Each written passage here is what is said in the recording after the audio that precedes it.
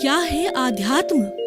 दर्शन, चिंतन धारा, विद्या या संस्कृति की परंपरागत विरासत। आध्यात्म दर्शन यानी जीवन का शाश्वत सत्य।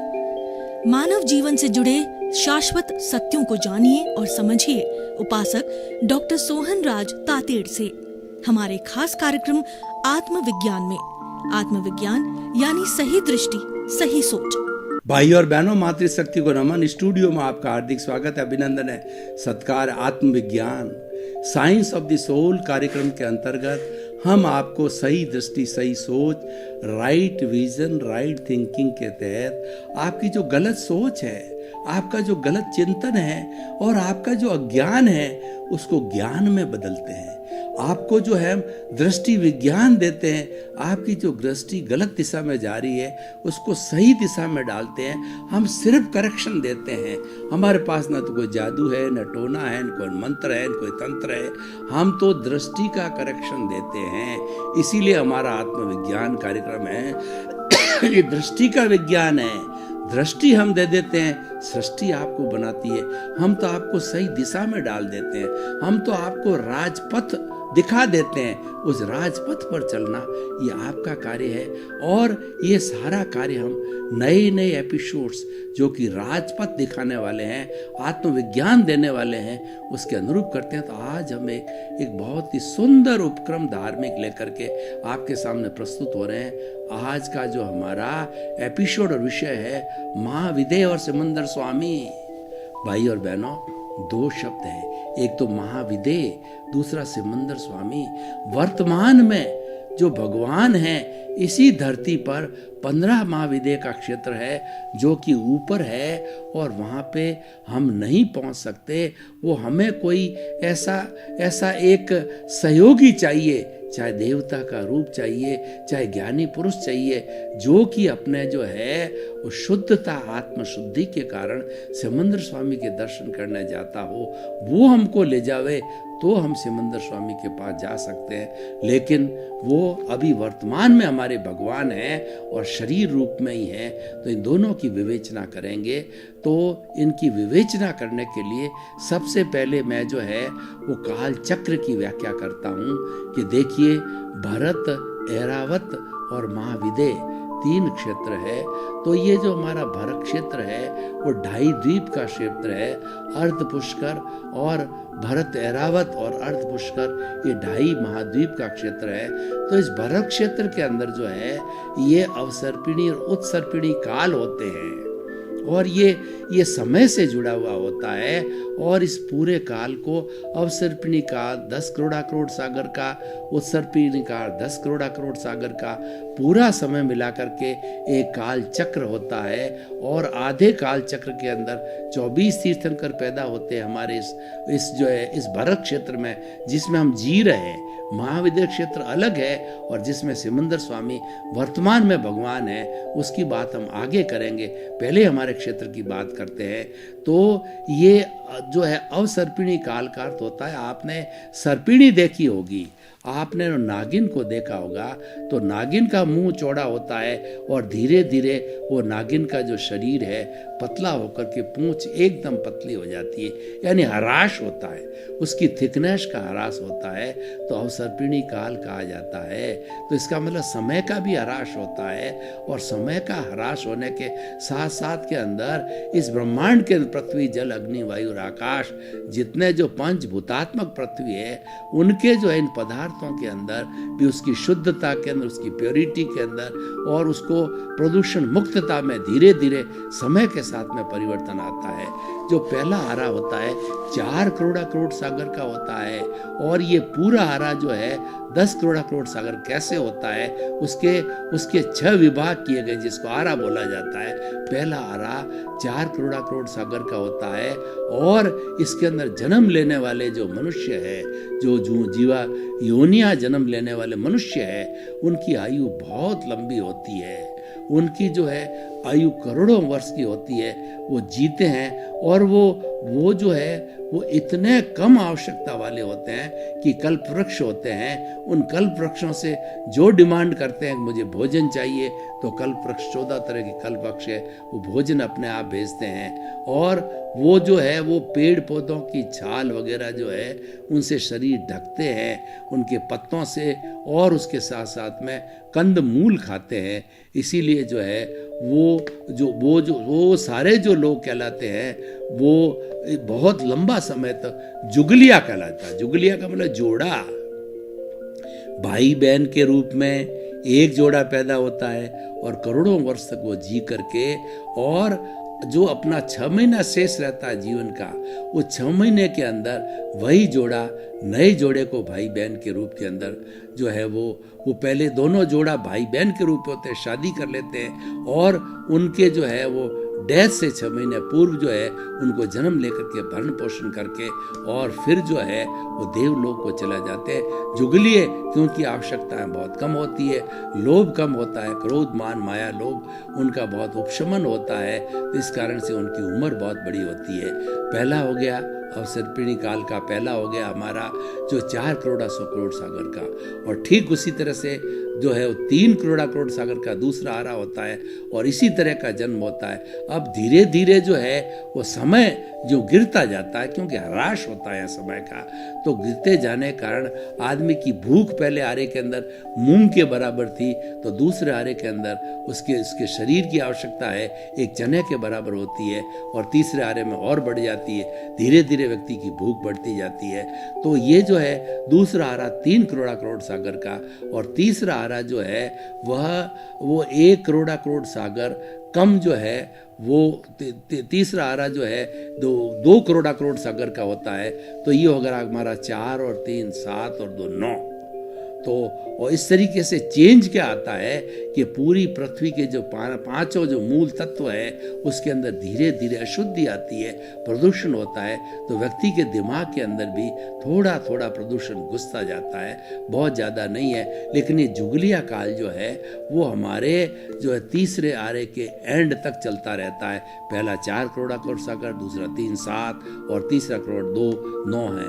अब क्या है कि तीसरे आरे के अंत के अंदर जो है पहले तीर्थंकर जन्म लेते हैं, और चौथे के अंत तक जो है वो जो एक फिक्स समय होता है, और एक तीर्थंकर एक भगवान के बीच के अंदर जो है उनका जीवन काल भी फिक्स होता है, क्योंकि उनका जीवन काल हर एक का फिक्स होता है, और वो टोटल ड्यूरेशन भी जो है वो तीसरा का एंड और चौथे का एंड होता है।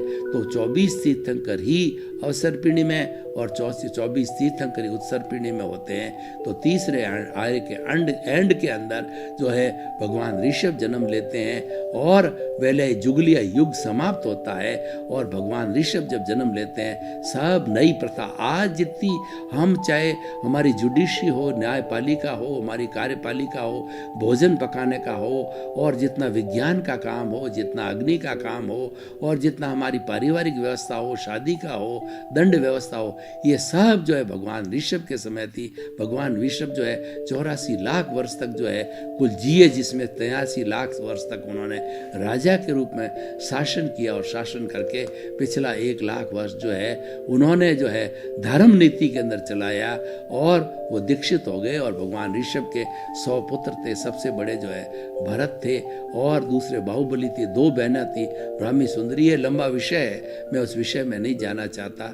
तो मैं तो काल चक्र की बात कर रहा था कि तीसरे का एंड से चौथे के एंड के बीच के अंदर भगवान महावीर जन्म लेते हैं, जो कि आज से 2500 साल पहले जो चौथा का एंड चल रहा था, अभी 5वां लागू हो गया था। और भगवान महावीर 24 में अंतिम तीर्थंकर है, वो जो है वो मोक्ष चले गए। 24 तीर्थंकर मोक्ष चले गए, अभी कोई तीर्थंकर नहीं है, और शुद्ध ज्ञानी भी नहीं है।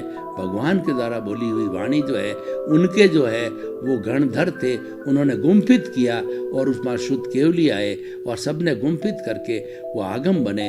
आज श्वेतांबर जैन परंपरा के अंदर 32 आगम है, और दिगंबर परंपरा में 80 आगम है। तो भगवान जो महावीर के जो है वीर निर्वाण की 5वीं सदी, यानी आज से जो है वो आज से जो 5वीं वीर निर्वाण का मतलब हो गया भगवान को 2500 साल पहले जो है ये श्वेतांबर और दिगंबर अलग हुए। वो क्यों हुए कि एक ने तो माना कि भगवान जो अचेलक थे, वस्त्र नहीं पहनते थे, दिगंबर रहते, वो दिगंबर परंपरा कहलाई। और एक ने माना कि देवदुष्य जो है वह वस्त्र उनके दीक्षा के समय देवताओं ने उनके जो शरीर पर डाल दिया, उन्होंने उसकी केयर नहीं करी और लगभग 12-13 महीने के बाद कंटीली झाड़ी में लग गया। वो तो अपने शरीर की परवाह नहीं करते थे तो वस्त्र की क्या परवाह करे। तो ये मानते हुए कि वो तो भगवान तो जो है चेलक थे, वस्त्रधारी थे, तो वो श्वेतांबर परंपरा कहलाई और वस्त्र धारण करते हैं और दिगंबर वस्त्र धारण नहीं करते हैं। तो इस तरीके से जो ये सारा जो है ये भी वर्तमान में 5वां आरा चल रहा है। तो चौथा आरा है वो 1 करोड़ सागर से जो है वो 42,000 वर्ष कम है। 5वां आरा 26,000 वर्ष का है, छठा आरा 26 वर्ष का है। तो ये 5वें आरे के एंड में धर्म लोप हो जाएगा और अंतिम जो है साधु साध्वी श्रावक श्राविका रहेंगे। छठे आरे के अंदर जो है सारा सृष्टि का विनाश होगा, यानी बड़ी मछली छोटी मछली को खाएगी और जो नदी के किनारे पर लोग रहेंगे और तेज लूहें चलेगी और 12 साल में दादा दादी शकरकंद कैसे होता है, जो छोटे छोटे जानवर है वो पक जाएंगे उस गर्मी में, बड़े जानवर उसको खाएंगे, छोटी मछली बड़ी मछली को खाएगी, यानी जंगल राज हो जाएगा, धर्म नाम की चीज नहीं रहेगी। अब देखिए ये तो एक पार्ट हो गया। अब मैं इसका उस जो हमने जो है उस नागिन के जो है वो लास्ट पूंछ तक चले गए छठे आरे में। अब वापस चलते हैं तो छठा इजगल टू पहला आरा और 5वां इजगल टू दूसरा आरा, चौथा इजगल टू उसका उत्सर्पिणीकार, अब उसका विकास हो रहा है। तो छठा इजगल टू पहला, 5वां इजगल टू दूसरा, चौथा इजगल टू तीसरा और इसका जो है वो जो है तीसरा इजगल टू उसका चौथा और दूसरा इजगल टू जो है उसका पहला। इस तरीके से ये उसका उल्टा जो है चलता है, यानी विकास होता है। इसमें भी 24 तीर्थंकर होते हैं, तीसरे आरे से चौथे आरे के एंड में। ये पूरा सारा काल चक्र है, लेकिन अभी 5वां आरा है तो यहाँ कोई भगवान नहीं है। अब मैं जो है महाविदेह की बात कर रहा हूँ कि इस जो पृथ्वी के ऊपर जो ऊपरी खंड है, उस ऊपरी खंड के अंदर महाविदेह क्षेत्र है। वहाँ पर इस तरीके से आरा नहीं चलते हैं जो समय मैंने बताया है। वहाँ तो 12 मास ही जैसे हमारा चौथा आरा होता है, यहाँ पर 24 तीर्थंकर जन्म लेते हैं तीसरे के एंड से चौथे के एंड में, और उनके जन्म के साथ साथ में वो बहुत सी आत्माएं सिद्ध बुद्ध मुक्त होती है, यानी मोक्ष को जाती है। उनके रहते रहते उनके सामने मुक्ति को प्राप्त हो जाती है। लेकिन वीर निर्वाण के जो है वह केवल 20 वर्ष बाद ही जो है वह मोक्ष का दरवाजा बंद हो गया, क्योंकि वैसा शुद्ध ज्ञान नहीं रहा आत्मा के अंदर और आत्मा मुक्त नहीं हो सकी।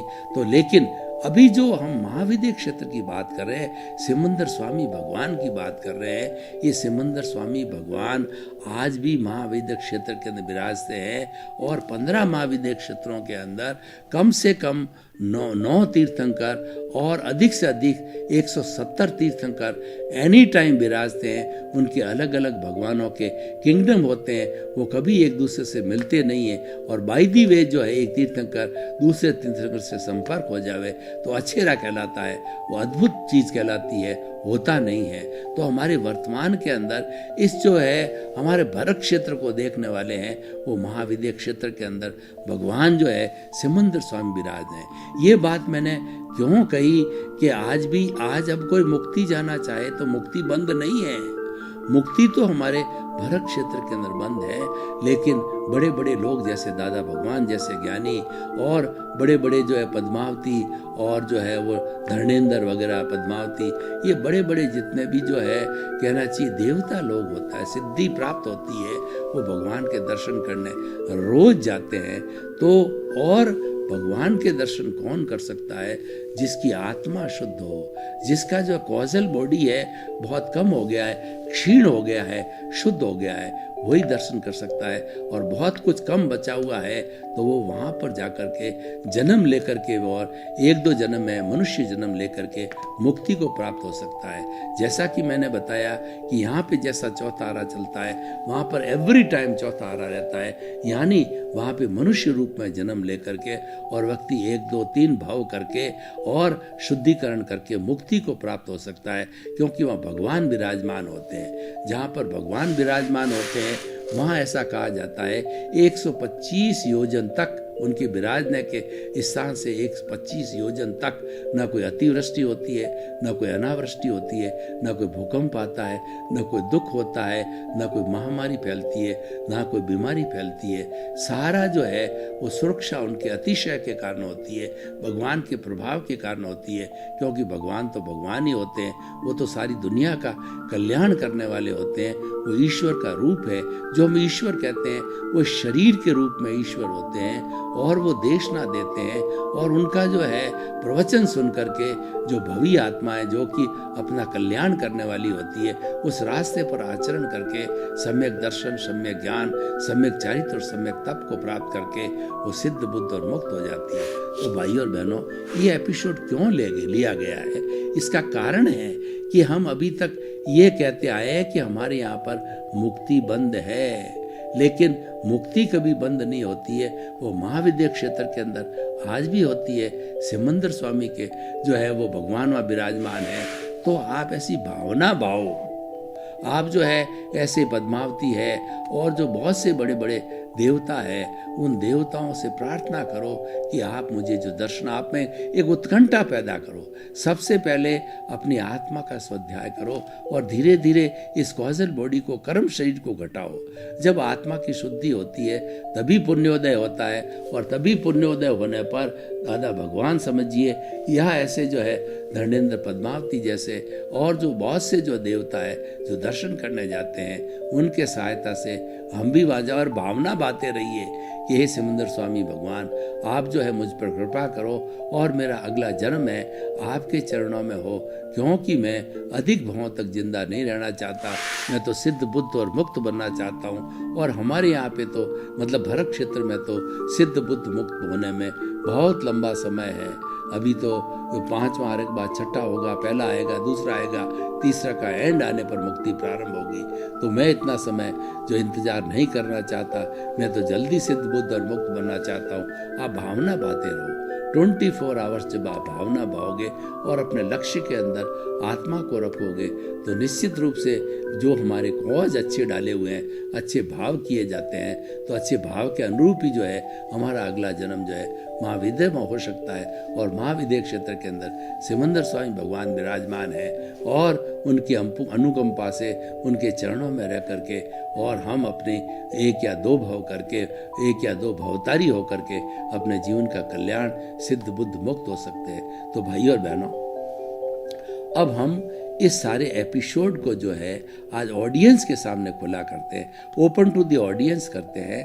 तो हम ये जानना चाहते हैं, हम इस विषय को कसौटी पर कसना चाहते हैं कि इस विषय से जो है क्या निष्कर्ष है, व्यक्ति को क्या फायदा है, समाज को क्या फायदा है और उसके साथ साथ के अंदर जो विश्व को क्या फायदा है। तो हम ये कहना चाहेंगे कि जो व्यक्ति मुक्त होना चाहता है, जो व्यक्ति इस दुख की जो है परंपरा से निपटना चाहता है, क्योंकि हम क्या है कि वर्तमान के अंदर सुख और दुख के पलड़े के अंदर झूल रहे हैं।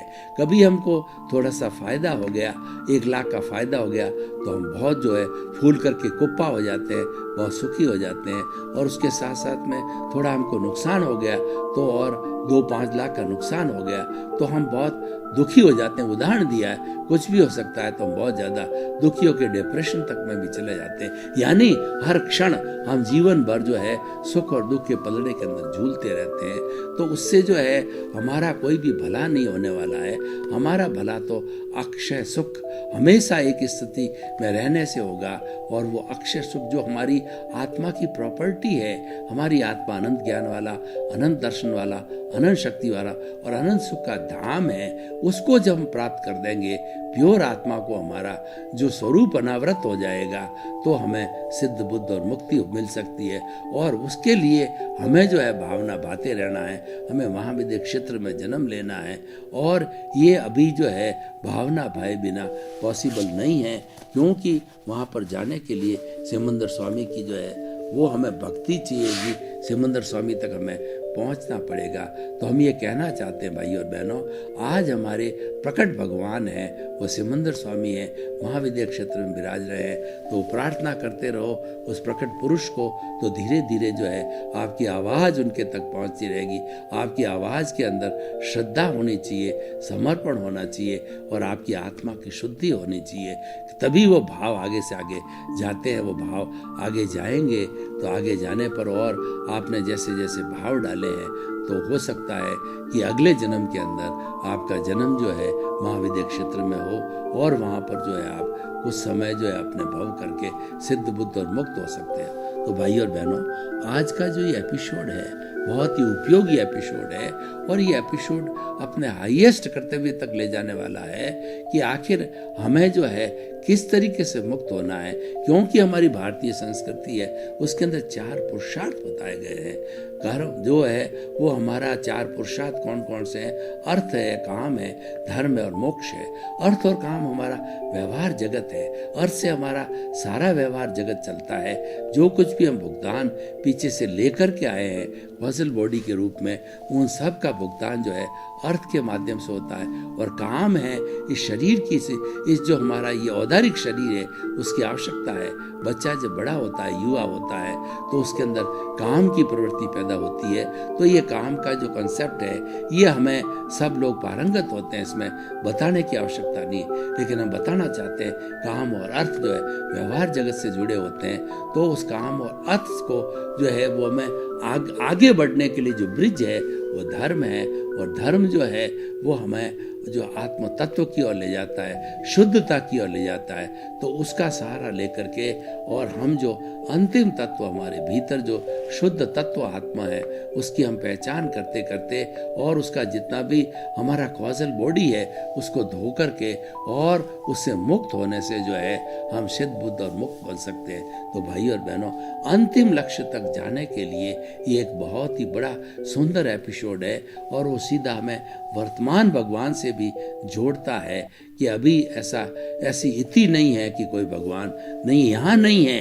परंतु महाविद्या क्षेत्र में भी मौजूद है। उनकी हम आराधना कर सकते हैं, उनके तक पहुँच सकते हैं, और पहुँच करके जो है हम अपने गंतव्य को प्राप्त कर सकते हैं। तो भाई और बहनों, ये कितना सुंदर एपिसोड है जिसकी हमने व्याख्या की महाविद्या क्षेत्र की और सिमंदर स्वामी भगवान की, क्योंकि प्रकट भगवान का मिलना जो है अपने आप में एक उद्धार का है। भाई और बहनों, आपका बहुत बहुत धन्यवाद। आप हमारा आत्मविज्ञान कार्यक्रम बड़ी दिलचस्पी से देख रहे हो, और देखना भी चाहिए, क्योंकि यहाँ जो कुछ भी सर्व किया जाता है, जो कुछ भी आपको बताया जाता है, सारा आपके जीवन के उपयोग के लिए, अच्छा इंसान बनाने के लिए। क्योंकि हमारा उद्देश्य है सुधरे व्यक्ति समाज व्यक्ति से राष्ट्र स्वयं सुधरेगा।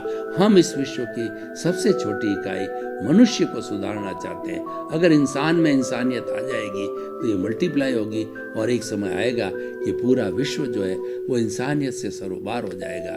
इसी क्रम में आपका जीवन आनंदमय हो, मंगलमय हो। आपके प्रति बहुत बहुत शुभकामनाएं। आत्मविज्ञान में आत्मविज्ञान यानी सही दृष्टि, सही सोच।